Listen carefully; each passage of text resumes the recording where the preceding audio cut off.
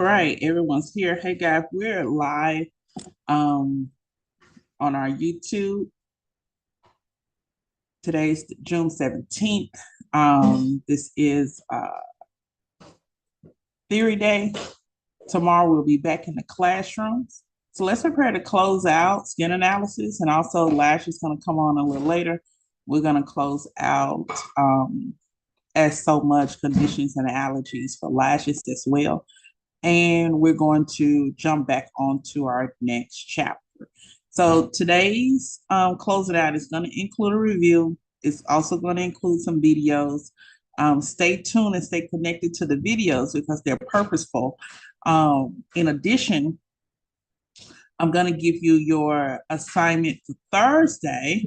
And Thursday, National Juneteenth, so we will not be on virtual at all on Thursday, but you will have virtual assignments. Everybody put a 1 in the chat for our project that you're going to do on Thursday. So you'll still be in school, but we will not be on virtual assignments. It's going to be an at-home project. Can you put a 1 in the chat that you understand? Great, Danielle. Great, great. Put a 1 in the chat. Thank you, Raquel. Raquel, you are so amazing. Birthday yesterday, Thank came you. to school and back in the game. You got to know, can't nothing stop you. Not at all. We almost to the end. We almost to the end. Girl, don't make me start running. Awesome. Um, Thank you, Duchess. Thank you, Duchess. You are almost there, Duchess. You know, I was looking at some Mississippi stuff yesterday, girl. Yes, yes. Yeah. Thursday, no. Thursday, you're off Thursday, Jewel. You don't have to log in. I'm gonna give you an assignment, okay? Awesome. Has anyone talked to Ash? Raquel, can you text Ash and make sure she's good? If not, Okay. tell her we're on, okay? Not, but I'm gonna get started. She can just jump on, okay? All right, you guys, let's prepare to jump in. Awesome, everybody understands. All right. Well, number one, we had a good day yesterday. It was filled with excitement. I hope everybody went over their study guides. You guys got to intro into some waxing. You know, we're just going to get better. Tomorrow, I want you to take a picture of or do a video of your first week into hair removal. And then we're going to do another video in about 2 weeks to see how far you come. And so we want to always track the progress, but also celebrate the progress as well. We're not going to wait to the end to celebrate. Look, we want to celebrate every achievement along the way. Additional announcement. We are graduating. We're preparing for graduation July 26th. We're gonna graduate in the venue is located inside of the Hickory Ridge Mall. Leading up to that, when July comes, I give you practice times and more of those details, but it's gonna be amazing. And if you have not gotten an email or check the email, I'm Duchess, I know I have to get with you. There was the link for the cap and gown, and then there are also the dues for your white coat. Speaking of estheticians, and so all of that is going to be amazing. So let's go forth and have an amazing day.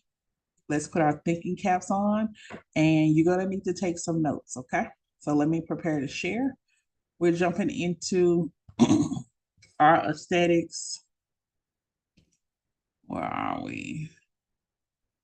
And then if anyone had questions from the study guide that we need to review, that would be amazing as well. Hold on, let's see where we are.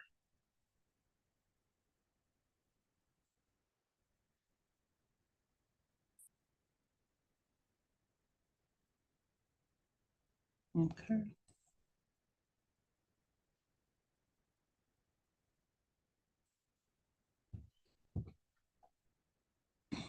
All right.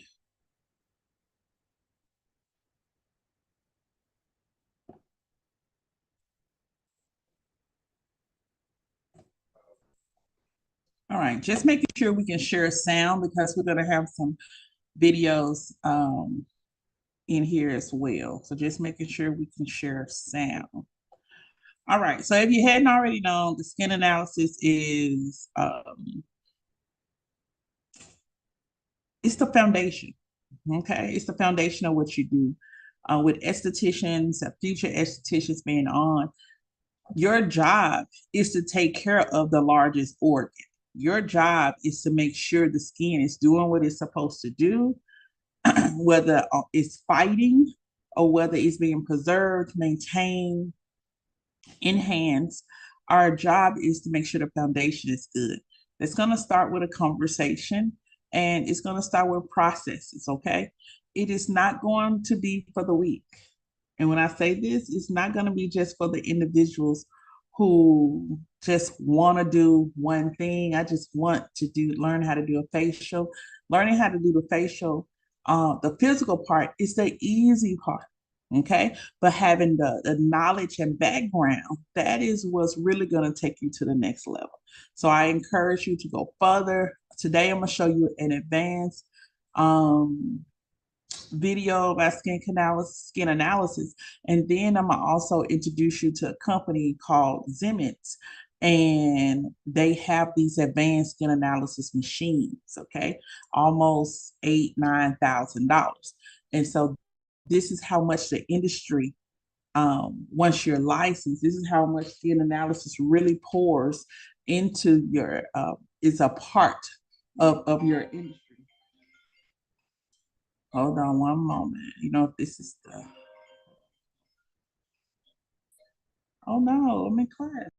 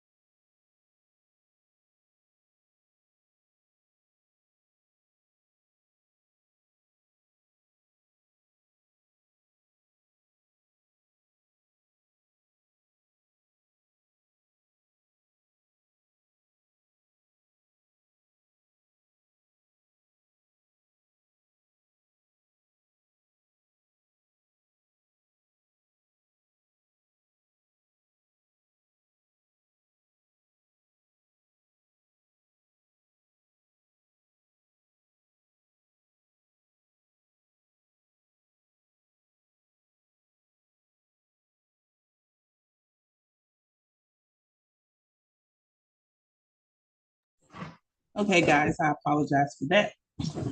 But yeah, we are moving into like really y'all gonna be pro. skin analysis. You're training your eye. I don't have a problem with you guys. You guys are seeing everything already. But yesterday, as we went over the study guide, you got to see you had some questions about Fitzpatrick's. And so what we're going to do, we're going to pull up a couple of Fitzpatrick scales, Fitzpatrick types today. But I want you to study the people who you're around every day, the people at work, the people in your family, the people you see in the grocery store. And for me, how I learn by jumping in there. Okay. So I usually ask someone, where they're from, and so I can get a kind of a little idea, usually some about ethnic background, and not being intrusive, but I'm learning. All right. And so if they volunteer information, that's amazing. Or you can tell them I'm just doing a case study and I want to learn more about ethnic backgrounds. And every time I meet someone from a different place around the world, I'm always absorbing their information and their culture because I may use it one day. Who knows? And so that's good for you, and especially as estheticians. This is the time that you step outside of your comfort zone, and it's almost like we talk to pretty much everybody. Okay, men, women, teenagers, anyone that does not look like us, don't look like you. This is where we start to understand because you have one language in common, and that language is skin. So no matter what that skin is wrapped on, who is wrapped around, your job is to take care of that skin. And so you gotta know what's being put in and what's coming out. So just I can see an amazing career in building your skin analysis skills. Okay. And so we're gonna pick up today as we begin to close out. We're going to look at a contraindication quiz. And contraindications we talked about it yesterday. I call them red flags. Okay. What allows you to get the service? What allows you, what sits there in the middle of you getting a service, whether it's yes or no. Okay. So contraindications, we're going to do that first, and then we'll move to our rubric, our skin analysis. You guys, this is all on you.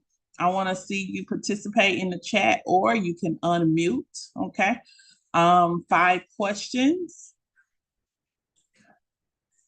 Head over to the chat right now.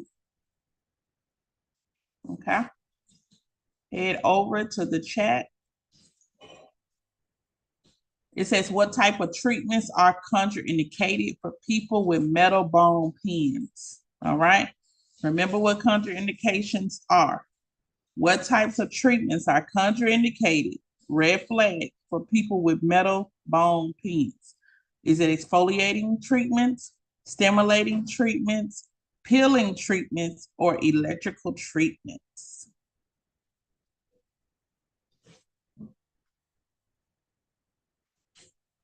Jewel says D. I'm going to hit it right here. All right. Good job, Jewel. Electrical treatments. Clients with metal, bone pins, or plates in the body should avoid all electrical treatments in the area where the pin or plate is located. Correct. What type of treatments are contraindicated for clients with epilepsy? Waxing and exfoliating, extracting and waxing, electrotherapy and phototherapy, or peels and exfoliation? This is an easy one, y'all. Epilepsy, okay? Epilepsy, so sleep, seizures, okay? Okay, here's the thing, C, and I'm gonna tell you a little bit about it. All right. Epilepsy is seizures. All right. And so you want to be careful putting your bright light on clients, those ring lights, especially if your room is dark and then you just all of a sudden pop that light on, you can induce a seizure. Okay. You got to be careful when you introduce light to them. LED, all those other kind of electrotherapy that involves light, you got to be very, very careful. Okay. And you got to be careful when you pull that light away. It says clients with seizure disorders or epilepsy should avoid all electrical and light-based treatment that pulsate. So that sends a signal. So no high frequency, no scrubber, all right? Pulsating, no scrubber, all right? Nothing vibrational, probably no rotary brush. So they're going to get probably a basic manual facial, and you may deluxe it and increase with products and things of that nature, but it's going to be a no for electrotherapy. Good job. Good job, Raquel. Good job, Jewel. When should you avoid waxing, exfoliation, peeling treatments, or stimulating treatments on a client? When should you avoid waxing, exfoliation, peeling treatments, or stimulating treatments on a client? It says the client uses Accutane or any other skin thinning or exfoliating drug, pacemaker, seizure, metal bone. It is going to be A. Good job, Jewel, Danielle, Raquel. We talked about this yesterday. Okay. If a client uses any skin thinning or exfoliating drug, you should not provide waxing, exfoliation, or peeling treatments for a minimum of 1 week. Okay. And there's another drug that we looked at last night. Intransidor, I'm gonna get the term, but y'all, it's 6 months. It is 6 months. So you have to space those services out in that 6 month span. So we got to know the time span. And so, although what we do is pretty, it's cute, it's amazing, it makes them feel good, but there's a knowledge, scientific knowledge and information on the other side. And you're responsible as the professional to know that you can't do these things back to back. Okay. No matter what people say. What are contraindications? Instructions for use of tool. Instructions for product use. Factors that prohibit a treatment or factors that necessitate a treatment. Good morning, Maya. All right. Raquel and Danielle in the C.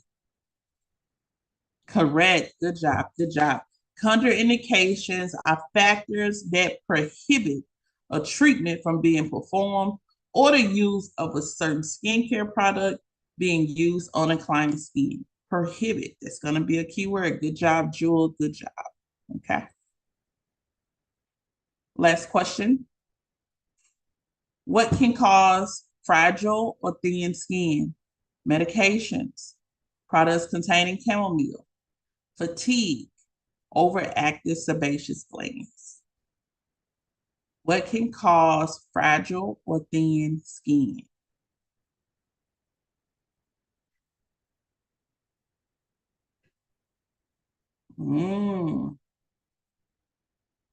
Danielle said products containing chamomile or medications. I got Raquel with a strong A for medications. Give me one more. Overactive sebaceous glands. Oh, that's a tough one. Everybody got a different one.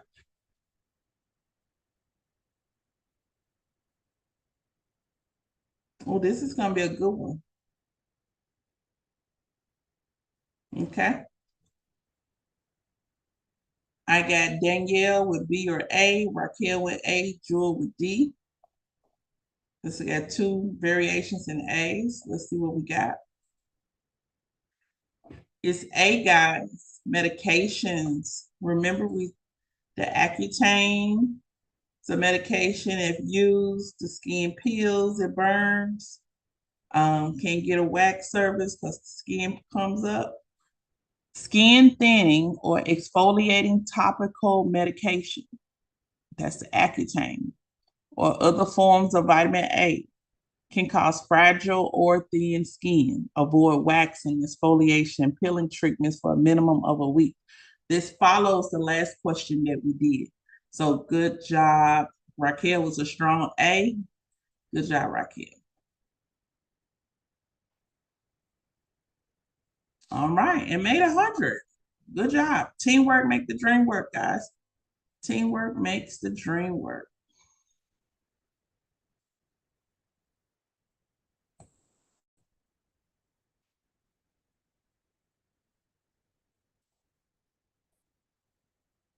Good job on that. Good job. All What right. was the answer? I missed that one. It was A, medication. Okay. Yeah, they thin out the skin. So any topical products from a dermatologist, the topical medication, vitamin A, acid, retinol, they thin out the client's skin, makes this client's skin weak. This is why you ask, what are you using on your skin? Are you under a physician's care? Because if they are under physician's care, they've gone way past letting another esthetician service them. They are now they're now a patient of a medical professional. All right, let's look at this video.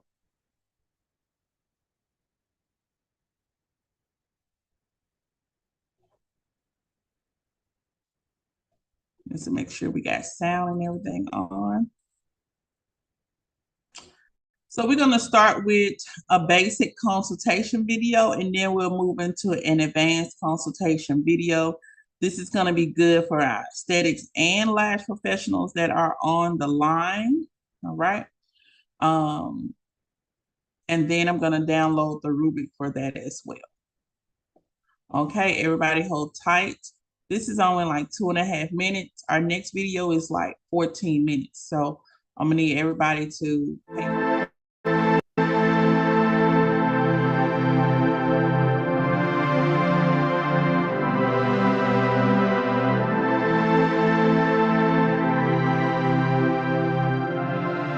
Performing a skin analysis allows you to correctly assess the condition of your client's skin. There are 4 components to this analysis: look, feel, ask, and listen.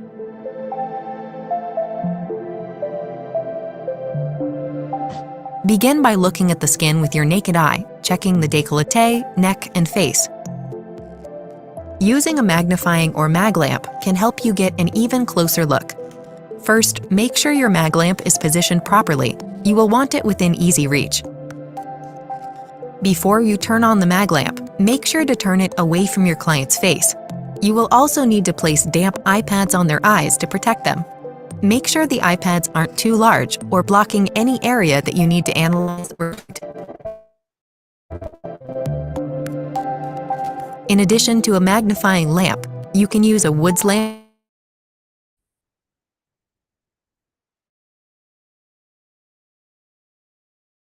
or electronic imaging and the overall appearance. Skin to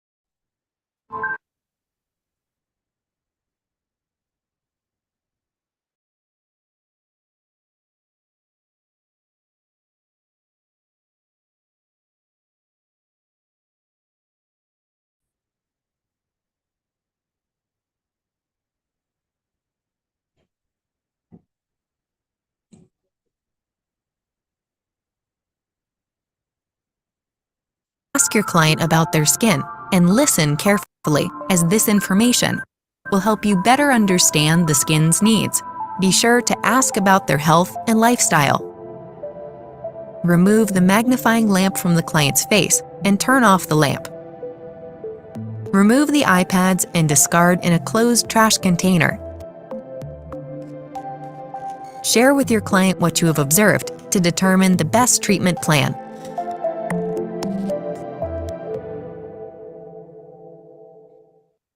All right. That's what we have. Now,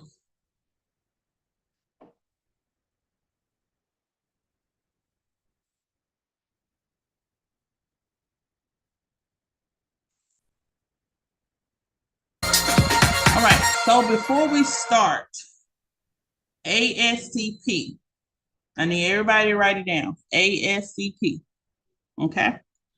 Next week, I'm gonna be enrolling students into ASCP myself, all right? Enrolling students into ASCP myself. If you have not already enrolled into ASCP, okay, it's an associated skincare school program all across the globe. It's school, esthetician schools, and students, all right? This is so cool. It's a community, okay? And within that community, it comes with liability insurance, okay? So for every student, it's up to like $100,000 in insurance, especially if you're working while you're in school.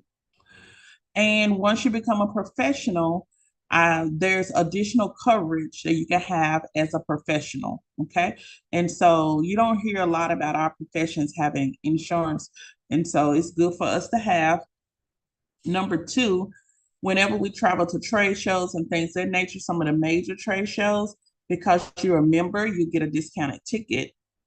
Number three, there are events just for ASCP schools, and we'll be able to go to those events. I'm going to be renewing for another year, so I just kind of want to introduce that and bring some additional students in. Many past students are now licensed and they're still a part of ASCP, but every student that's a member would be able to join the library, and there's over 100 advanced treatment videos. And those advanced treatment videos are anywhere from microneedling to lasering to vampire facials to anything advanced, okay?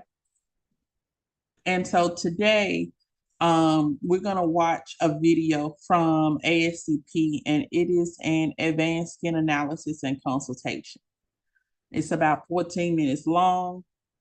I want you to pay attention to it, but if you go ahead and go to the restroom, come back, just make sure you're here, and you can hear it, but it's ASCP. It's an advanced skin analysis and client consultation. And when we're done with here, I have to show you the Zimit video. So it is a company that makes advanced skincare machines. All right, so stay tuned. We're still live on our YouTube, and then now we're watching this advanced training on skin analysis and client consultation. And like I said, next week, we are going to be enrolling in the ASCP program, and that's only $15 per student for a whole year, and you're going to get $100,000 worth of insurance plus a library of advanced training. So hold tight, and here we go.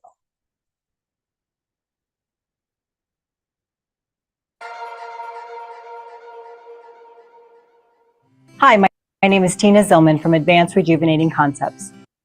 I've been doing aesthetics for over 35 years. And in that time, we've really gotten away from the consultation of a client coming in. So today we're going to go over mapping of a client's skin. In mapping, we're going to point out a few details as to what a mature clientele is coming in for. So if you have someone that's interested in rejuvenation, mainly, that's what we're going to talk about today. We have our client here, and you can see by her skin that she's having some issues with just general aging. Aging is going to happen to everyone. What we need to do is give this client realistic expectations. What are they going to expect during their treatment? It's really easy to just say, let's do this treatment or this treatment or this trendy treatment. People come in asking for what they see in the magazines a lot of times, but it doesn't mean that it's going to be good for their skin. So when I look at a skin, I look for a couple of things. I look for overall evenness of the skin. Do they have an even color to their skin? Do they have sun damage? So when you see these gorgeous people on the magazines, they could be 80 years old and they've got completely smooth skin. Most of them might have some signs of light wrinkling, but they're filtered. A lot of Photoshop has been done on these people. So this is what your client is coming in for. They don't recognize themselves a lot of times with these signs of aging. They want the aging gone. There's nothing wrong with having expression lines. I love someone with expression lines. I like a little movement in the face. So I will talk to somebody about, just kind of evening the tone, helping improve the pores, helping improve the fine lines. And so that's what we're going to look at today. Also, it's a head to toe now. People want head to toe treatments. They want their face to look like their chest, to look like their arms, to look like their legs, to look like their buttocks, to look like their breasts. They want you to do the treatment everywhere. And if you see some of the trendier treatments, they're talking about head to toe treatment. We have always talked about head to toe treatments with light skin peels. Light skin peels can be used everywhere. Hydration can be used everywhere. Back facials, buttocks facials. People are asking for these treatments, so you have to have a protocol for them. So when we take a look at somebody with mature skin, we're looking at a couple of things. We're looking at the modeled skin. Is the skin modeled? Modeled being, does it have a texture to it? So, I will just kind of lightly push on the skin and you can see that texture of her skin. You can see these little frown lines here. They're kind of wearing in.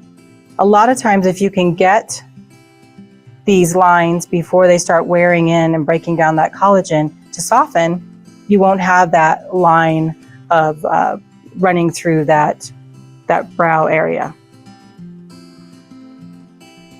Another thing we're looking at is the sun damage and discoloration. Crow's feet, fine lines, porousness on the nose, on the chin. Is there expression lines staying? Is there lip lines, bleed lines, lipstick lines? This is what we're looking for. Now what we're looking for is the neck and the décolleté. Do we have discoloration there? Don't leave out this area when treating. You should treat from here to here when they come into the room. So yes, she's got pigmentation, discoloration. If you want a steady flow of clientele, they have to understand what they're spending their money on. If they do not understand what they're spending their money on, they probably are not going to come back and see you. And so that's what we do with mapping. So very important that we look at that. So with Colleen's skin, I'm going to address the pigmentation. IPL, BBL, broadband light, intense pulse light, laser are the easiest way to get rid of a lot of this sun damage quickly. You could do it with light skin peels and microdermabrasion if you don't have access to a laser or a IPL unit. We could do a little resurfacing of her skin with a laser, but we're going to take it as we can do laser, we can do IPL. So we want to do several treatments. We want 3 treatments of IPL to help correct this pigmentation. In between that, I'm going to do a rejuvenation facial, which is a light skin peel to help with these spots coming off and flaking off. Some of these will stay because they're more like a dermatologist has to take a look at these. She's got some texture to this one on her shoulder. So I always recommend a dermatologist look at the client prior to starting this kind of treatment, because I want to see when they've been into the dermatologist last to have a full body scan to just check out these spots. I have caught basal cell carcinomas before the dermatologist has, and I'm not saying that in a way, I just see this client every single month. And when things come up, like there's a flaky spot on her lip, I sent her to the dermatologist. He said, probably nothing, but let's biopsy it. We biopsied it and it was a basal cell. So sometimes just the difference in the change of someone's skin from month to month can save them from that getting too large and it being really destructive to the area. She had it removed and she did well. Don't ever diagnose. Don't ever tell somebody that they have a basal cell. Don't ever tell somebody that they have a melanoma. That is not us. We are not doctors. We are not here to diagnose. We don't want to scare somebody. We just want to suggest there's a change in your skin, see your dermatologist. So do not do that. We can get in a lot of trouble diagnosing. So I just send them off to get these areas maybe checked up before we start. So with Colleen, we're going to address the pigmentation. As you see, it goes all the way down the arms, into the hands. Hands are big now. People want their hands treated. We will treat someone's hands. I'm just going to take this hand and put it right here. We will treat their hand at the same time that we are treating their face. They have spots on their hands. Hands tell their age as well. So don't leave out hands, arms, and décolleté area when you're treating someone for a facial. Talk about these areas. IPL can easily take some of these sunspots right off the skin. So we're going to start her with 3 IPLs. In between that, we're going to do light skin peel a week out. That's going to help these kind of flake off a little faster. It's also going to help the modeling of the skin. After that, we are going to assess the skin. Does she need something deeper? Does she need needling for the fine lines around her mouth area? Does she need needling for these crow's feet and up through this brow line? Does she need needling to soften? What needling does, if you can do it, is it ends up rejuvenating collagen and elastin. There is a radio frequency needling, and if you can do that in your state, that rejuvenates collagen, elastin, and hyaluronic acid because you're introducing heat to the skin. So in states that we can only do microneedling or say nano needling, it makes a big improvement because you're getting in there, irritating the skin. When you irritate the skin, collagen and elastin boost, and they kind of fill in these little lines. So we talked about mapping and looking at a client's skin, looking at the color, looking at the overall sun damage, looking at the pores, the fine lines, the wrinkles. But what we also need to do is take into consideration what this client is using. Is this client on any type of medication that's going to not allow us to do certain type of treatments? Is she using home care, like maybe Retin-A, that will make her more sensitive to our treatments? So in your clinics or spas or salons, you need to have a consultation page that goes over a few things. Are you on hormones? If she's on hormones, it's going to tell you. Or is she in menopause? Is her skin dry? Is it crepey? Is she losing progesterone in her skin? That'll tell you why she's dry. Is she on birth control? Birth control can sometimes make hair grow on the chin. It can make acne happen. It can regulate hormones sometimes, but also can break someone out. Are they doing pellets? Because pellets are new now to a lot of people doing them. Pellets or testosterone shots are kind of what women and men are now doing to give them a little more energy in their older years, to regulate their hormones. Pellets are actually placed into the backside of somebody and can cause hair growth, can cause dark hair growth on the chin, lip area for a female. So I want to know if they're on hormones, if they're on any replacements, if they're doing testosterone shots. That's going to tell me a lot about the hair growth. If they do have dark hair growth, you can do some laser or waxing or plucking or dermaplaning on that area. And generally that will not stop that dark hair until those hormones go back in, regulate, or they stop doing the hormone replacement. So we're seeing a lot of that. We are also seeing a lot of people come in and they're using Retin-A. Retin-A makes the skin a little bit more sensitive. So you hear stop Retin-A 7 days before you do a treatment like a light skin peel or microdermabrasion. But you have to also remember Retin-A is actually a prescription drug that gets into the bloodstream. So they're going to be sensitive no matter what. Just know that they're going to be sensitive. And maybe instead of a face wax, you do a dermaplaning. Maybe instead of a 30% glycolic, you go to a lactic peel. So that is what that question is going to answer for us. Obviously, we'll ask about pregnancy on here, your older clientele. Do you have hysterectomy? Have you had any type of cancer, breast cancer? We want to know all this because of, again, the hormones, because of the dry skin, because of the crepiness. It's going to be very important for us to know to map out their routine. Another thing that really has to be asked is how much are you in the sun? We'll have people come in, they'll have a white face and they'll have a dark body. They've been in the sun. So they protect their face, but they're not protecting their body. If you go ahead and do a lot of these rejuvenating treatments, they go back into the sun. Now they're burning baby skin. So you want to be careful with that. You don't want to give them peeled, exfoliated, brand new skin if they're going to go back in and not use sunblock and be exposed to the sun. We have a lot of people come in with pregnancy mask and pigmentation as well. That's another thing we want to know. And sometimes it's not from sun. Sometimes it's from heat.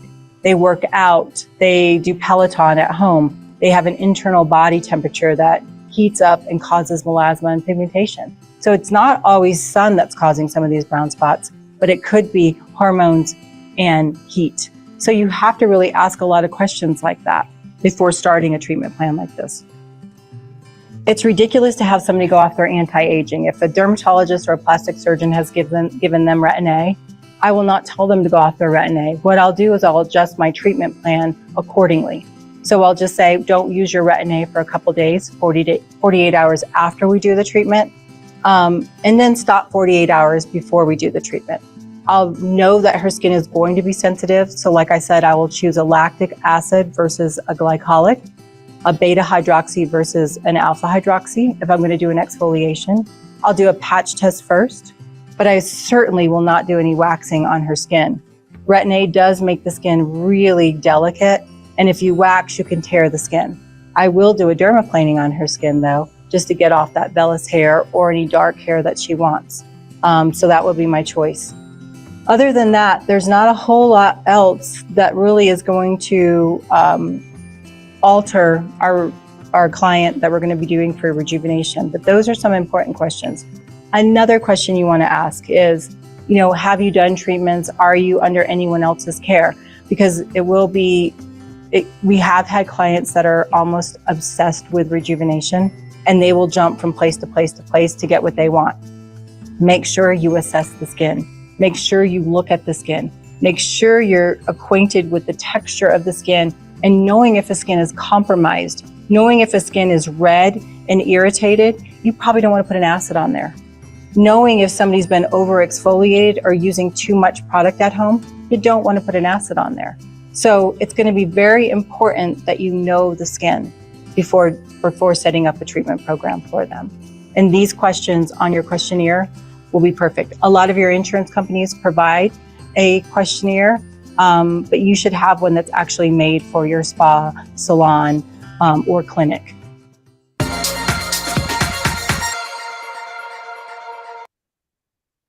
All right, that was amazing.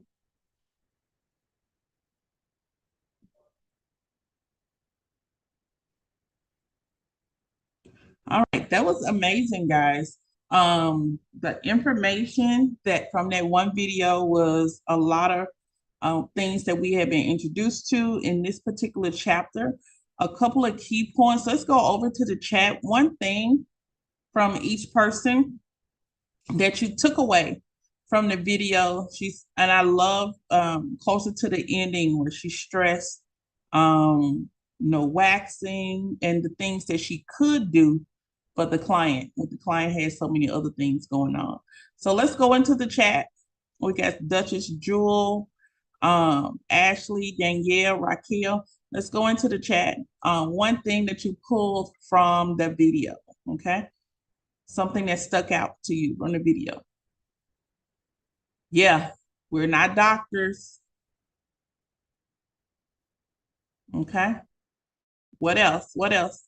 Everybody should have something different. No, we're not doctors. We can suggest, ask them to go see their physician. Okay. And she stated she didn't want to scare them. Yep, go deep into their medical history. And, clients want to get, we don't diagnose, keep it coming. Yeah, she gave her some options of what she could do, very minimized, okay? What other areas did she stress servicing? Not just the face, but the face. What else? 2 other areas. Yep, talk about contraindication. Yes, Ashley, I love that she faced treating their hands, okay? Décolleté and hands, all right? She talks about contraindications, okay? She also talked about the client wanting what they want. So they will bounce around to someone else for the service. So you have to do your due diligence and look their skin over, okay? Any compromises to the skin, you got to identify. Yeah, don't just focus on the face, also the neck, décolleté, and hand. Remember, first signs of aging, and she stated the hand. We can service the hands, y'all, and we can service the feet. Estheticians can service face, neck, décolleté, scalp, hands, and feet. All right, let's not forget that. She talks about advanced treatments. She initially started out with, she would treat with, skin routines. Yes, she would treat with IPL. Okay. IPL is a laser.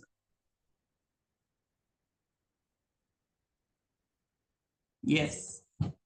She would treat with IPL. Okay. To go ahead and get things out the way.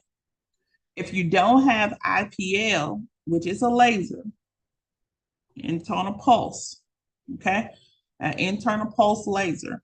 If you don't have an IPL, she would do a light peel, that's a chemical peel, acid peel with dermabrasion, that's microdermabrasion. All right. So if you don't have the laser, you can still treat this client, but it'll just be with some other options. All right. Now, she mentioned the IPL, the laser, because it does work fast. But the IPL is not good for every Fitzpatrick. And we'll talk about that as well. A lot of people want to say, hey, lasering, this is done faster, but IPL is not good for every Fitzpatrick. IPLs are mostly good for individuals that do not have melanin. All right. So 1, 2, and 3 are going to be amazing for Fitzpatrick. Fitzpatrick 1, 2, and 3 are going to be amazing for IPL laser. As you move into melanin 4 through 6, you need to choose a different laser. Even though IPLs may be the first laser you get your hand on, it may be the first one you trained on, the first one you introduced on. Y'all, the impulse light is targeting an area, but then there's a light around that area. What happens? It treats something, and then the light also goes off. That light is breaking up melanin.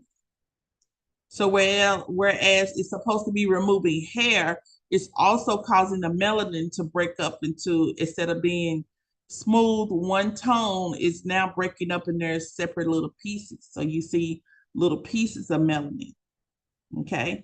And so now you have dark spots.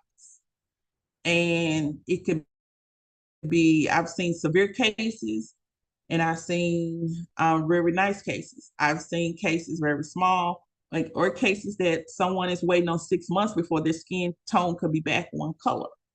And then I've seen or heard in rare instances where someone never gets their skin back one tone. So be very, very careful. IPLs are amazing for individuals with no melanin. But as your Fitzpatrick goes up, I would not use an IPL. I go for a different type of laser. I go for a different type of laser that's going to have a little bit more precautions and won't cause hyperpigmentation. Okay? Or hypopigmentation, the white spots. So that's something for you to check out. One more video I want you guys to see. And then we're going to get ready to move on.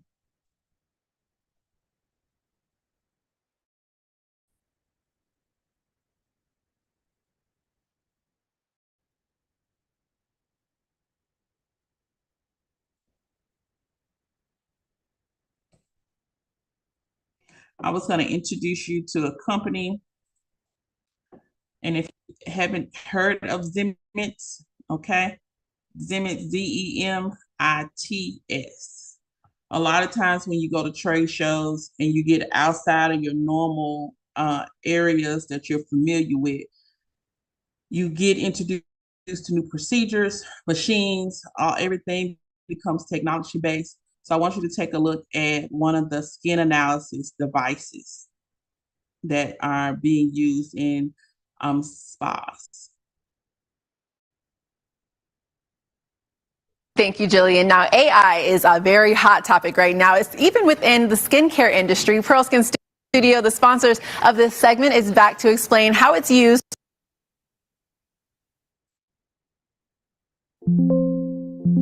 for in-depth skin health assessments. Now, Katya, welcome back. I love this look, by the way. Thank you. Beautiful colors. This has been around for a long time, but the technology is just advanced and advanced, and now it's just crazy. Yeah. It's new to Pearl Skin Studio. It's a skin analyzer that can give you detailed report about your current skin condition. Devin, put your face in. So this is how it works. Yeah, this is how it works. In 15 seconds, it can show you everything about your skin. Texture, pores, pigmentation, wrinkles, elasticity, hydration level. And in 15 seconds, you can see everything on the screen. Wow. It's gonna show you, for example, this screen, skin sensitivity, skin texture, and it's gonna show you how to treat this condition with products already. It gives you the products to get for your skin condition? Yes. That is incredible. Also, it gives you treatments that are custom for this particular condition and how to improve it. Esthetician will lead you through, pick the best products, pick the best custom treatment for you, and you can come back in a couple of months, start using product, and do another picture and see the progression of it. That's cool. What note are you getting for Devin's skin? So her skin needs a little bit more calming products because she had some inflammation. The best part also about this analyzer is, as you can see, her skin in 3-5 years if she doesn't use the products. You can see the future of your face? Yes, you can if you don't use the product. Oh my goodness. And also, the good news, you can see your skin in 3-5 years if you use the product.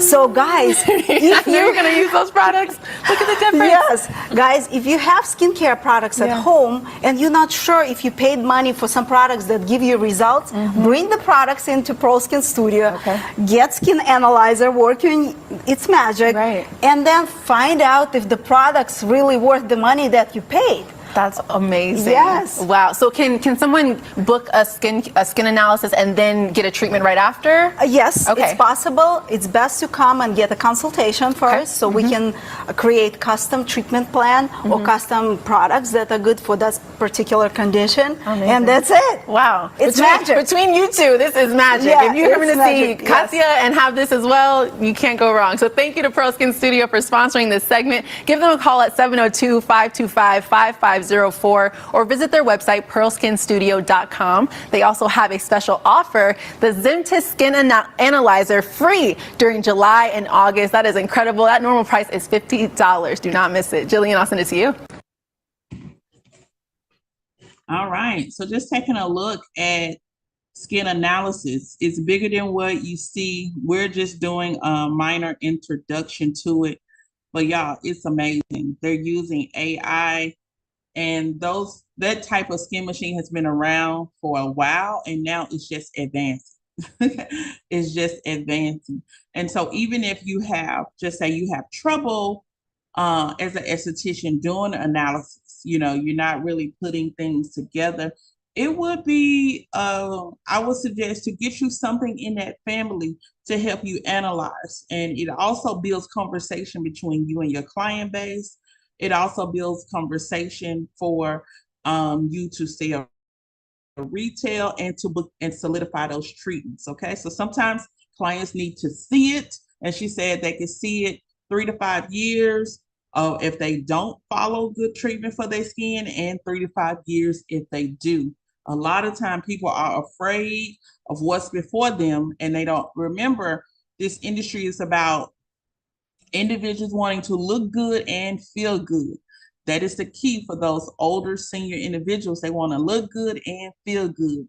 And so if that means you investing into something of that nature, or you have a problem or an issue convincing clients to book and can't hardly explain different things, you would need to get a tool that works hand in hand with you, that helps assist and really would do all the work. All right. So start looking into those things. And I do, and I'm probably gonna do it today while Southwest is on sale. I'm gonna try to call Southwest and just kind of plan something where in September we'll all go to Austin P. No, we'll all go to San Antonio for the San Antonio show, and they have tons of skincare, tons of everything, and we'll be able to see what the industry, what the world got going on, and all that good stuff. But very, very informative for our estheticians. Okay. What did you go into the chat? What did you guys think of that analysis, that analyzer?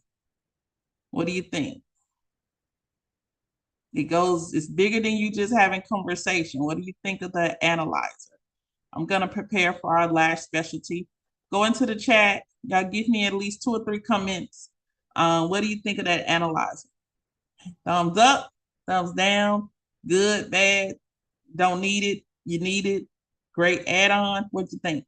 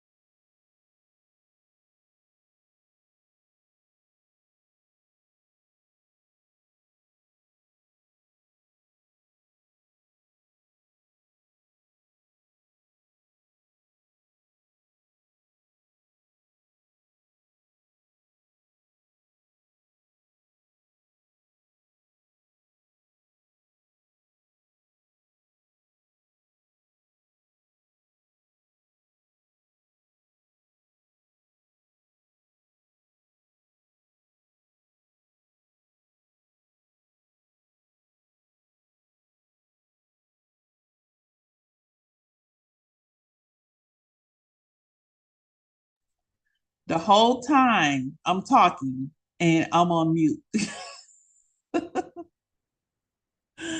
The whole time. Okay, guys, look. I just wanted to show you some, and you probably saw me just moving around. I just wanted to show you some other machines. The machine that we saw in the video is about 8,900. Okay, and so some of these machines you can find on eBay, AliExpress, Alibaba, at the same price or half price. Okay, be shipping, tariffs, all that good stuff. But also we have them on eBay. All right. And also you find some going through Walmart. You'll find some going through Amazon. Just take a moment and just check some things out. It'll be a great enhancement tool. Is you taking analysis up a notch, okay, from consultation to analysis. Definitely anything that can secure yes, and you're selling bundles. So most estheticians, as you move into spa services, it has been proven better priced as bundles. You're not really giving much of a discount, but you're bundling services together instead of a la carte. So you're putting the client on a treatment plan, and the consultation and skin analysis is just the foundation of that treatment plan. Okay. And it's amazing because you're not doing something different to them every time they come in. So you're not acting as a hairdresser, how the hairdresser would think, or what you want to get today. You're actually on a plane. Okay, and we're going to fulfill this plan for 3 to 6 months. So it's a more organized treatment for your clients. And this is just the foundation. So just want you guys to check that out. And even the one I was showing that was $110, I was saying that's something that I'll probably purchase for the school, because we can look at skin in all areas. And this is just even amazing for those lash specialists, especially if you want to pay attention to what's going on around the eyes. Okay. So even yesterday we talked about blackheads and whiteheads around the eyes and things of that nature. So the lashes are beautiful, but let's treat the whole eyes, the eye area. And when I tell you, you're going to set yourself apart from everybody else. Okay.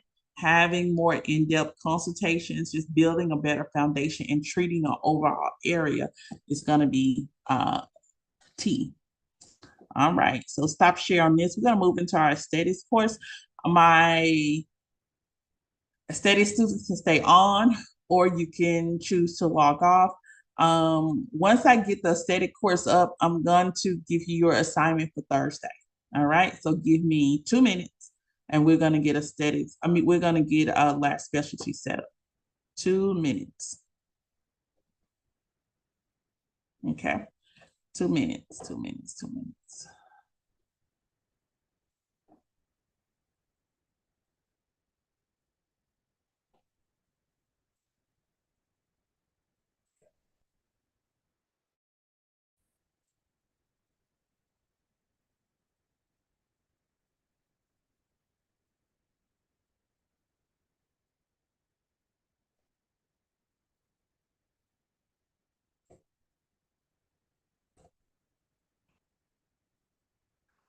All right.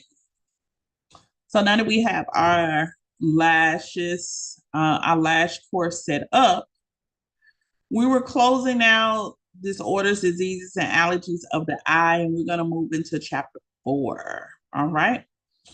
So your assignment for Thursday, and Maya, I think you hadn't came on yet, but Thursday we're celebrating Juneteenth. We are not working. Okay. So we're not clocking in. You guys are still going to enjoy class because you have an assignment. Okay. And that assignment for my estheticians is chapter 4. I'm going to put it in chat.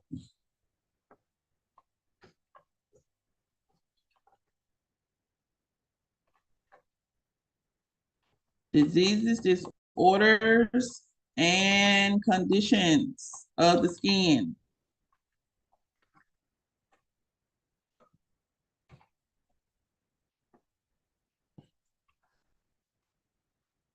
You're going to need flashcards.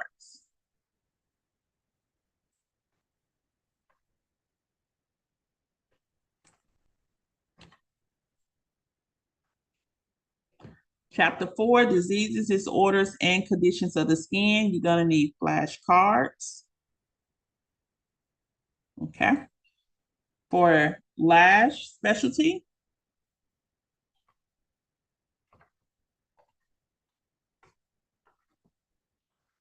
you're also in chapter 4. Okay. Flashcards. And I think your subject is infection control. Okay. Flashcards.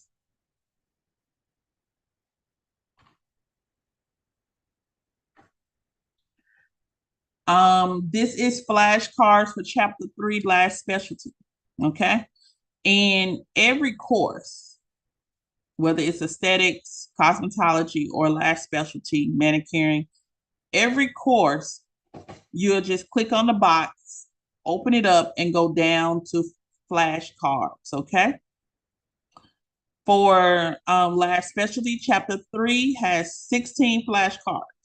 Okay, I don't know what chapter 4 has. Same thing for aesthetics. You go to the box, come all the way down to chapter 4. I think aesthetics is blue box.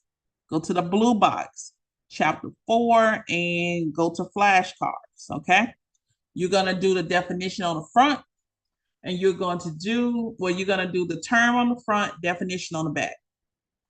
For estheticians, I need physical. So I need you to bring in the flashcards. So you will need to purchase some index cards. I'm asking you this for a reason. I do not want you to write them all on a sheet of paper and turn it in. I will not accept it. I want flashcards, term on the front, definition on the back. Excuse me. And that's going to take care of your Thursday. You have all weekend to do those and bring them to school on Monday. We're in the building on Monday. Okay. So you have Thursday, Friday, Saturday, and Sunday, 4 days to take care of it. Last specialty, you would do your index cards on 4, and you will take a picture and email them to me and hold on to it until I see you. Okay. You're going to hold on to it until I see you. We have a comment in the chat.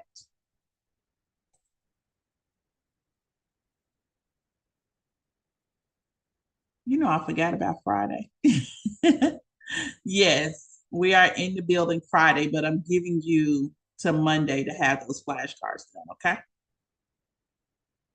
Yeah. Aesthetics, we're in the building Monday, Wednesday, and Fridays, but I'm giving you over the weekend to have those flashcards done, okay? All right.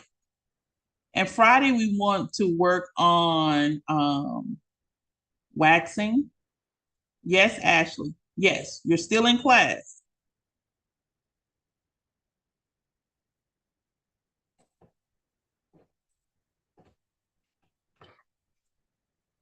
You're going to do what you always do.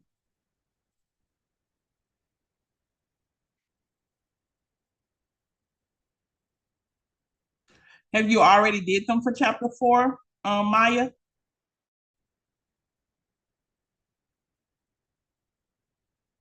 Yeah. So yeah, you're going to do them for chapter 4.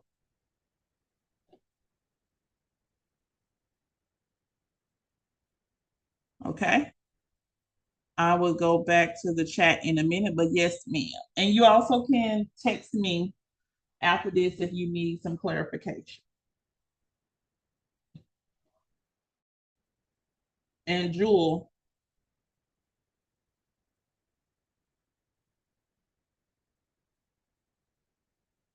I'm going to call you afterwards, Jewel.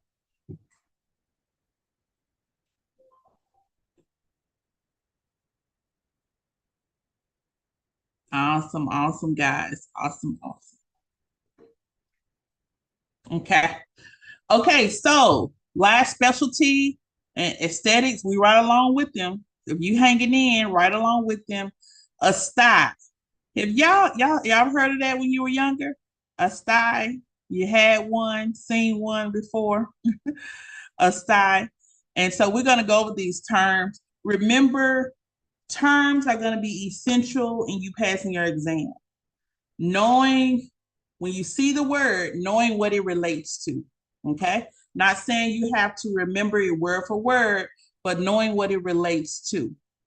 I'm going to be big on you knowing what that word relates to. So when you think of a sty, you go back into your memory as a child growing up and somebody has had a sty. Okay. And we never knew exactly what it was, but we knew it came up around the eye. Okay. So when you see this again, let's see what it means. Inflammation. Inflammation. When we hear the term inflammation, I want you, before you read everything else, inflammation is going to mean redness. It may even mean pain. It may mean swelling. It may mean pus. Okay. But inflammation, think about it's a disruptor. Okay. Inflammation comes in to say, hey, let's get this party started. All right. It's a disruptor. It's an inflammation of a Zeus, a metabolic gland that appears as a painful red bump on the eyelids. Okay. Most times there are some medications, but most times you have to let it run its course. All right. Be very careful around areas with sty. And if it's inflamed, we are not able to apply lashes in that area. Okay. Your clients will have to wait till it calms down, because if you apply artificial lashes to that area, you possibly could cause even more inflammation, which would equal infection. Okay. All right. Seborrheic dermatitis.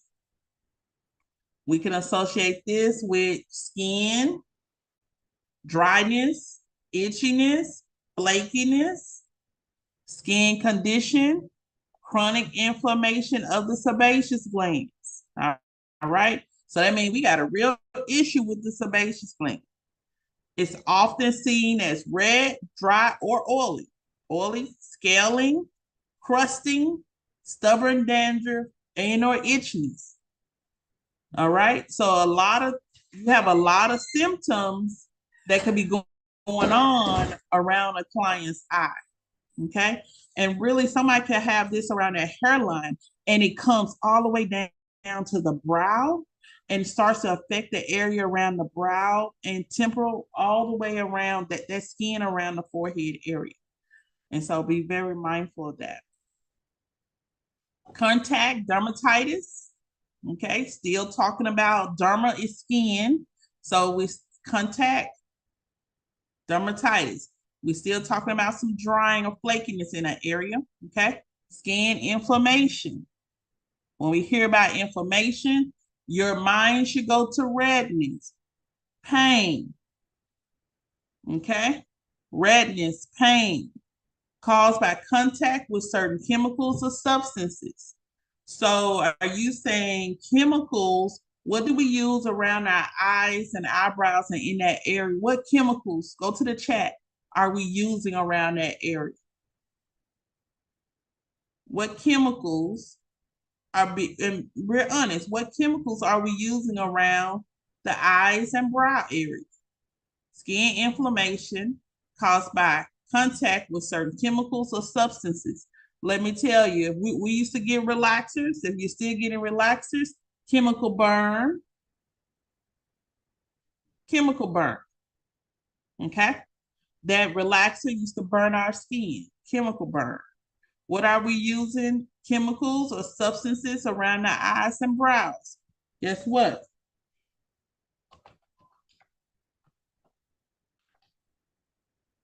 Lash adhesives. Lash adhesives.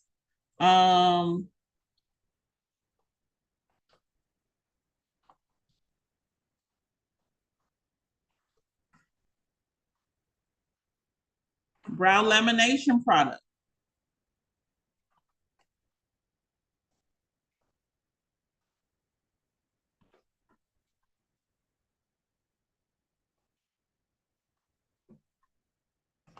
Lash lift product. Here's the thing, brow lamination and lash lift products, that's in the relaxer family, sodium hydroxide. All right. So we can't just say, okay, I'm gonna just do this because I'm a visual person. You gotta have safety. All right. So you don't overuse these products. You don't put too much out. You don't set it on the skin. It literally will soften the skin and feels like that product will just eat away. Okay. It's a chemical. It is going to change the inner components of hair. It changes the structure. So the brow lamination is like a relaxer. The lash lift product is like a permanent wave or what we call a Jerry curl. It takes something from straight into curly. A thio relaxer. Have you ever smelled that before?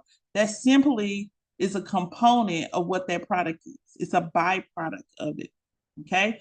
That can irritate the skin, cause you to have contact dermatitis. Atropium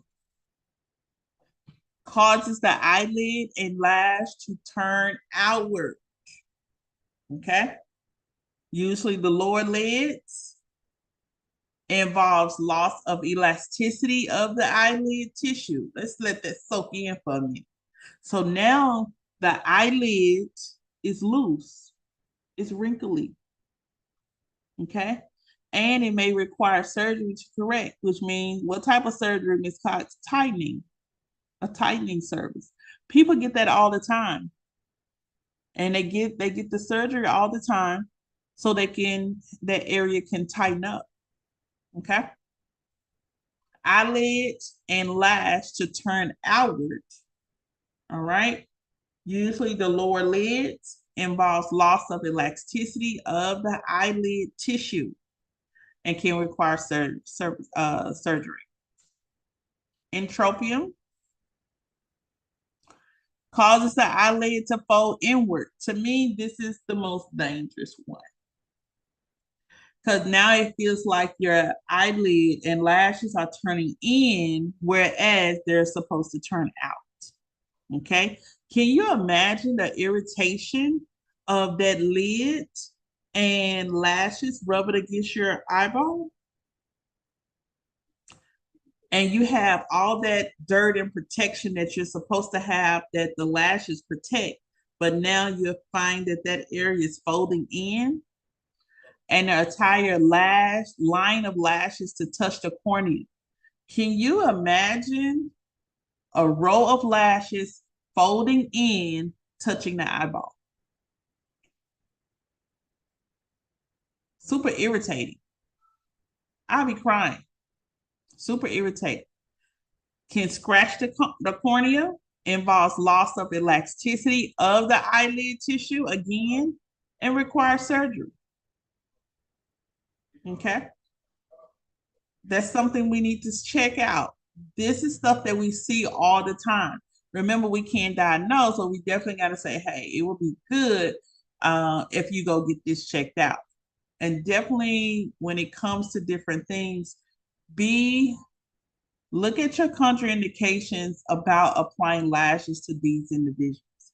The lashes are already, one line is already turning in, touching the cornea, scratching the cornea, damaging the cornea.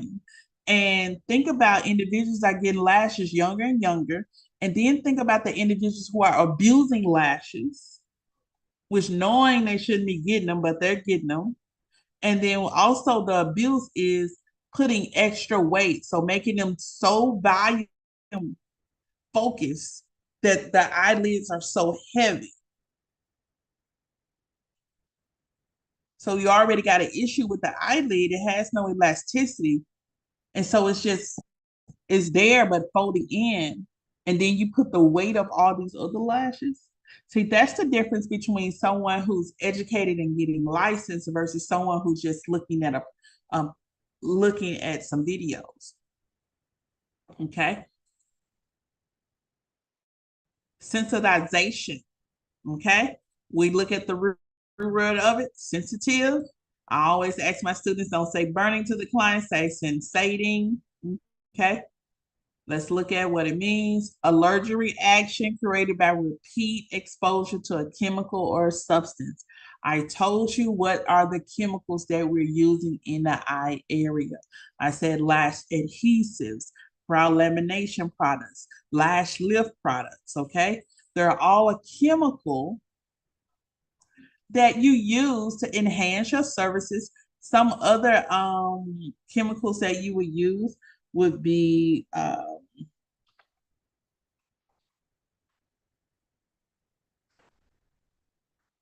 go to the chat, hair color, lightener, developer.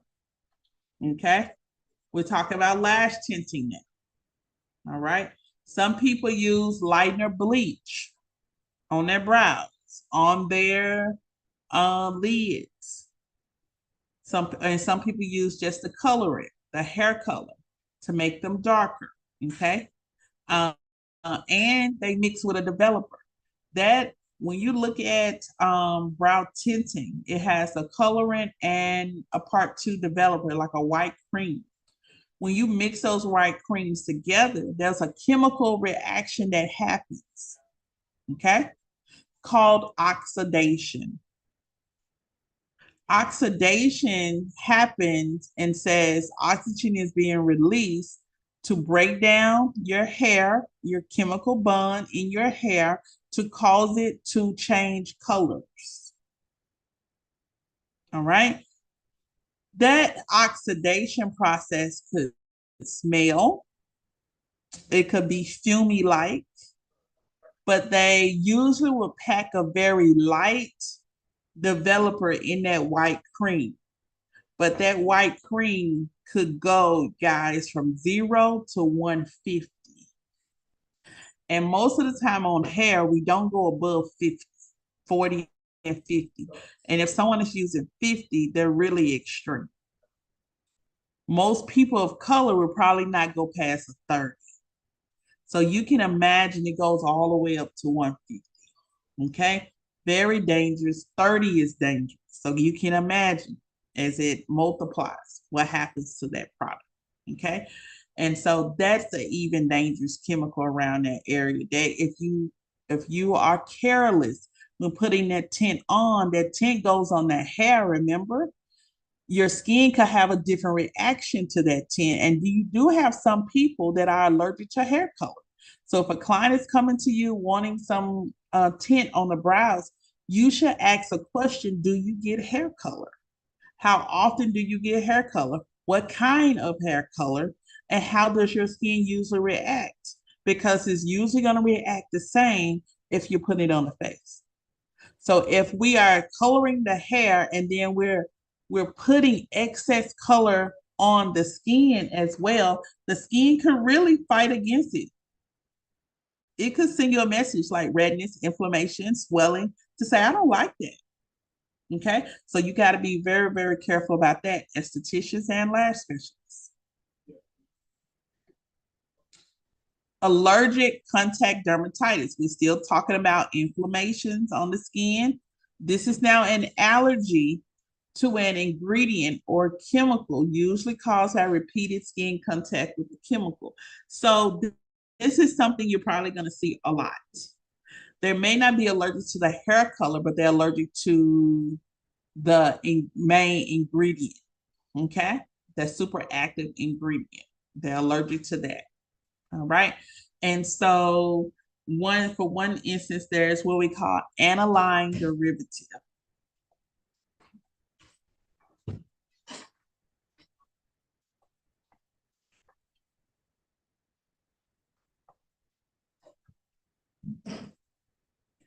Aniline derivative, all right? Hair color. It's that chemical that makes it change color, all right? Aniline derivative. All right, when we are looking at tint colors, most of the time, the commercial, the media shows you henna. Okay, shows you henna. Also, it's going, if you're using something with a developer, it's going to be this ammonia, versus none ammonia. So henna doesn't really need a developer. So watch it when you're purchasing items and it says that it's a henna. Henna just activates most of the time with water, y'all. Real henna activates most of the time with water. Okay. Most hair colorants are going to be ammonia or ammonia free. All right. Ammonia hair colorants, you can take your brow color, your lash color, and change it to whatever color you want to. When you have ammonia free, also ammonia colors are going to have a smell that may irritate the client's eyes. Okay. Non-ammonia or ammonia-free colors are not going to have a smell. But you'll only be able to darken. You'll never be able to light. Everybody get that? When you do your lash tint. So as you're purchasing your ingredients, your products and stuff, ammonia is going to be able to lift and deepen. So lift and take down. It's going to light and dark. It can do both. But ammonia free can only darken. All right. And a lot of times you find lash specialists, estheticians choosing the lighter, the lather one, ammonia free. So you know that hard derivative ingredient is not in the product to irritate the clients. Many individuals would think henna, okay, yes, it stains, but if a person is allergic to, if they give you the notion that they're allergic to different chemicals and ingredients as it relates to their hair, they may not do well with henna, okay? Because sometimes, or if they've had relaxers or other things go on around this to the hair, they've had lash lift, because most of the time you can do brow lamination and coloring at the same time. But some people are allergic to both processes at the same time. So you might have to do one, then do a couple of days later. Okay. That's not everybody. I said some. You have to be careful when using henna as your color and you have done brow lamination, because your hair could come out harder. So you would need to use moisturizers or send the client home with something like a serum or something that softens the hairs. All right. Henna can definitely color, but also on chemicals, it has a tendency to change the hair color to unwanted color. So you may be going brown and your hairs end up orange. You may be going black and then you see purple or green. Okay, so henna is amazing. Just make sure your clients does not have adverse reactions. Make sure that by asking them how do they color their own hair, if they ever had any problems coloring their own hair. All right, and that'll give you the go ahead to use that on the client. And remember, there are hennas packaged with crystallized developer inside, which means that's the case that you would just only add water. Okay. And the men, a lot of male hair color are henna based. This particularly for men, they are henna based. And what they use on a beard is a powder and you add water to it. You would do the same thing for the brows. All right. The same thing for the brows, the same thing for the lashes.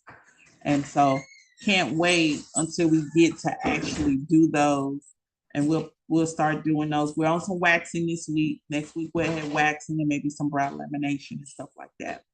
But we're definitely going to get to it in the next week. The next card, conjunctivitis. Most of the time we see this all the time, just didn't know what the term was. Now you guys know it's pink eye. It is an eye infection. I want you to listen to that word infection. Anytime an infection is present, we're not doing any services.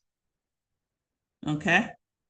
May be caused by bacteria or a virus. It can be extremely contagious. Anything that's communicable, that's contagious, that moves from one person to another, you cannot have that in your business. You cannot service this client. Number one, you could pick it up, take it home. You got kids, children, you got to cook, boom. The whole house down. Everybody got pink eye. Remember, the client wants what they want. They're going to still show up and try it.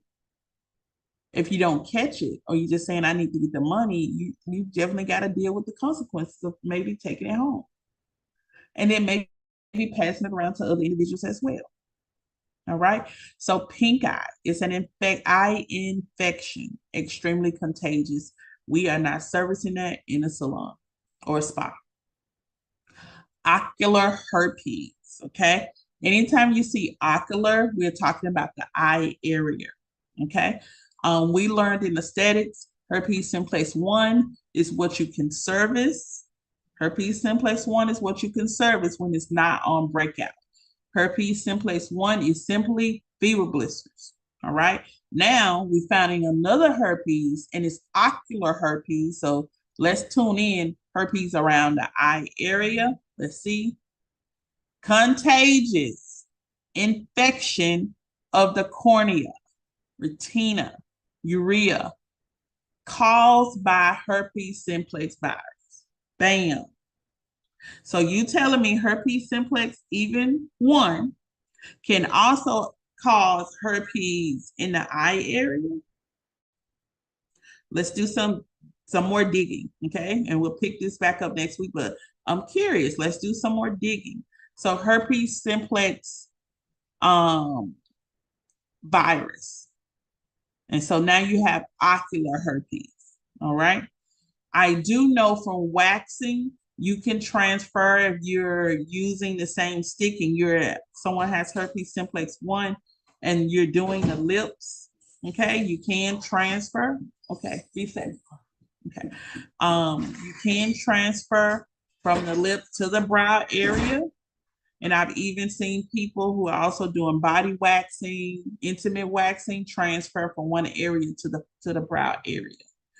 A lot of cases have been documented, and you can look those up by Googling salon cases that involve transmission of herpes simplex viruses, and you'll see many cases. Okay, you do not want your salon or spa associated with being one of those that transmits diseases or disorders. Okay, you want to be seen as clean and healthy and recommendable. Ocular rosacea. For our estheticians, we know rosacea is sensitive, falls into the sensitive skin category. Okay, probably overly sensitive. And so we're looking at a redness and scaling and super sensitivity around the eye. I'm just looking at the word, and a word is telling me. Inflammation.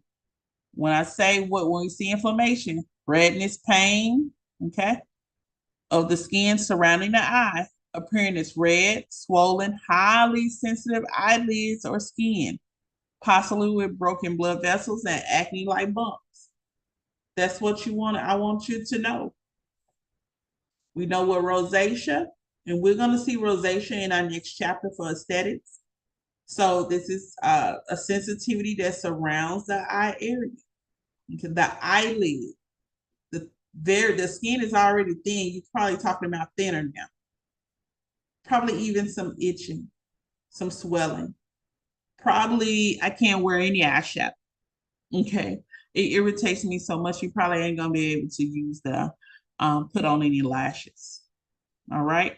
So ocular rosacea. Okay. Trichiasis. Okay. Whenever we see trick, we're talking about hair. Let's turn. Ingrowth of the lash, which can scratch the cornea. Ingrowth. So like an inward growth. And we just talked about this. All right.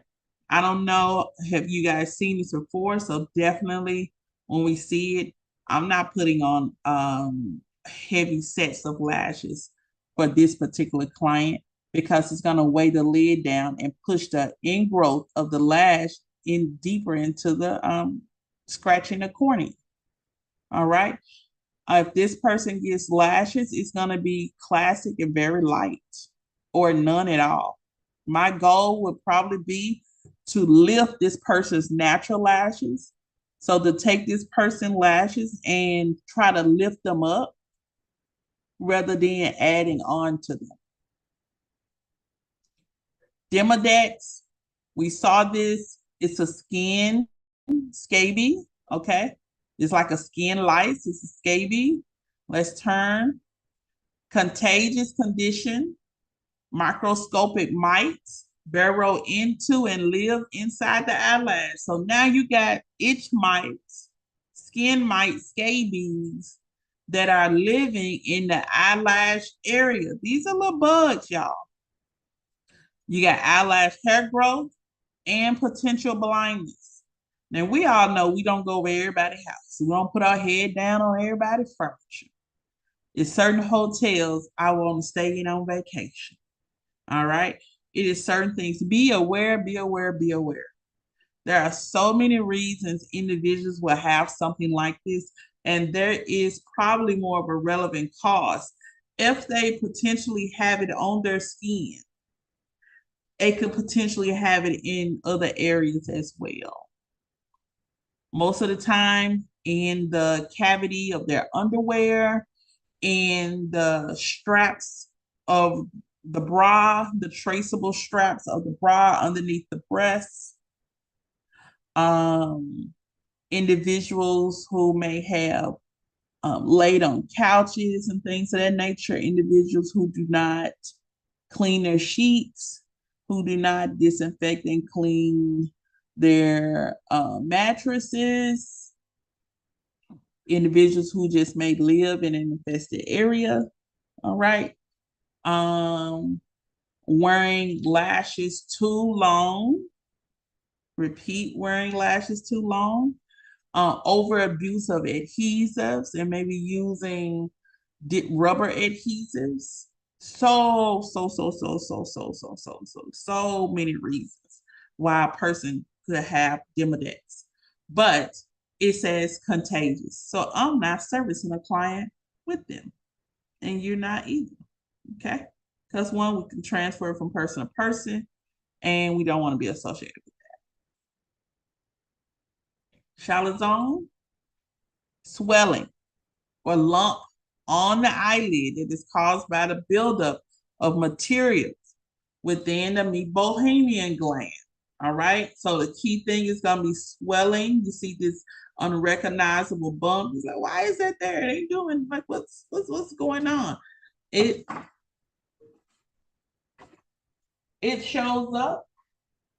It shows up. It's gonna periodically disappear, but it's gonna show up. Make sure there's nothing blocking the follicles. There's nothing blocking the oil glands, sebaceous, that we call them sebaceous glands. The meibomian, you'll find in the chart, you'll find it right under the little duct. All right. So make sure that nothing is blocking. Anytime that those glands are clogged, you're going to have an issue. Okay. So they have to secrete sweat and oil. It has to push out. Okay. And anytime that we're putting that adhesive and that hair so close to the skin, we are blocking something. Okay. And so it starts to back up, get clogged up. That's where the swelling comes from. So we want to make sure, even, we see the lash line, but we're not putting it on the skin. Dry eye syndrome, we see this all the time, probably more common in a lot of people. Lack of proper tear production, either because the tear ducts fail to produce enough tears or the tears evaporate due to physical problems with the eye. Okay? So dry eye syndrome. A lot of individuals, because of red eye in your lash service or your skincare service, you may have drops and things of that nature. For this individual, I would have a different type of drop if my client had dry eyes that included moisture, included hydration, okay? Metarosis, okay? Metarosis, loss of eyelashes or eyebrows. That's probably common in a lot of people. On one or both sides of the face. You're like, they don't grow. They just don't grow. Okay. So you have to figure out, what do I do? A person that does not have any eyelashes can't get eyelashes. You gotta have something to put them on. Okay. You gotta have something to put them on. We're not putting them on the skin. Remember, we could cause other things, bumps and swellings, inflammation. So some clients are not going to be your clients. Same thing with eyebrows. I have individuals that have scarce eyebrows. Okay. They may lose it on one or both sides of the other face. Blepharoparasis, inflammation. Okay. This is got a couple of key words. Inflammation of the eyelid. We talk about the eyelids again. Chronic, difficult to treat, causes dry eyes with occasional crusting and flaky material on the eyelashes. We've seen it after sleeping. Okay. I mean, it could be a lot. And sometimes we see this and we look, it's like, why is pus coming out her eyes? Okay. It can cause by a staph infection. Staph infection is going to have a symptom of pus. A staph infection is dangerous, y'all. To have one in your eye, most individuals will probably have one in their beard, on their arms. Staph infections, if left untreated, are dangerous. So you don't need one in the eye area. This is where you teach clients about hygiene of their eyes. This is why lash tech says shampoo your lashes. Don't try to hold on to stuff. Shampoo, even if you don't have the lashes on, you need to be cleaning, washing your face every day. And then I'm gonna make sure I clean that area. All right. Chronic, difficult to treat, and it causes dry eyes. Okay. With occasional crusting of flaky material, and commonly caused by a staph infection. If you see this, it's something else going on in the body. Or it may be that something else major is going on in the body, and this is one of those small side effects that it happens to. Okay. So I wanted us to go through those flashcards. Let's go into the chat. Can you give me one thing, one term, something that you learned from the flashcard review? Okay. What did we learn from chapter 3, flashcard review? Give you a term that stuck out to you. Is anyone to participate? A term that stuck out to you.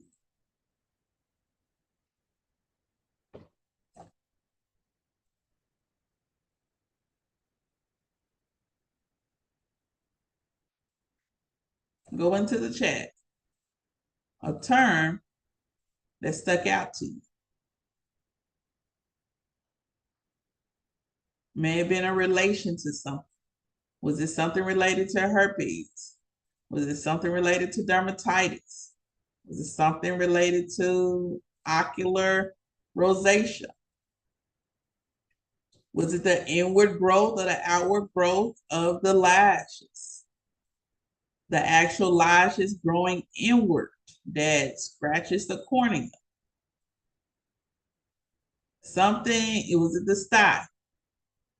All right. We should always have a review, something that stuck out. Something that stuck out.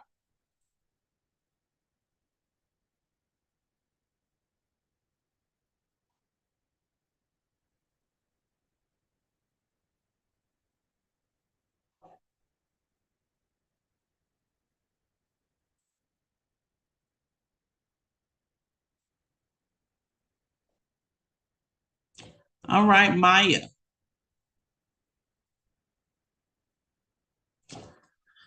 As we head into chapter 4, this week because you're going to hit into chapter 4 doing your terms. Okay. These are objectives that we're going to shut down for next Tuesday. All right. So we want to go over 4 Tuesday and we want to go over 5 on Thursday. All right. You only have about 7 or 8 chapters. So we're super excited about getting you completed. Right at graduation, you'll be completing your course. So give yourself a pat on the back.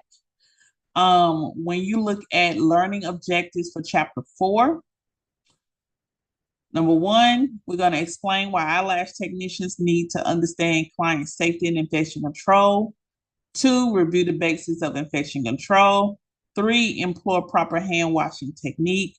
4, demonstrate effective disinfection of tools and work surfaces. And 5, follow exposure protocols to protect yourself and your clients. Once you finish your flashcards, go ahead and jump into reading chapter 4. Go ahead into the ebook chapter of chapter 4 and getting ahead of the game and be ready for me on Tuesday. And so this is one of the chapters that's going to be essential to your state board test. And so make sure we are steadfast and focused on client safety and infection control. Okay. And client safety and infection control is key for aesthetics and for lash specialty. And if you're in Tennessee, that's one of the key focuses. All right. Go into the chat. Let's see what we got. Maya says, learn about the infection stood out. Got it. Yes.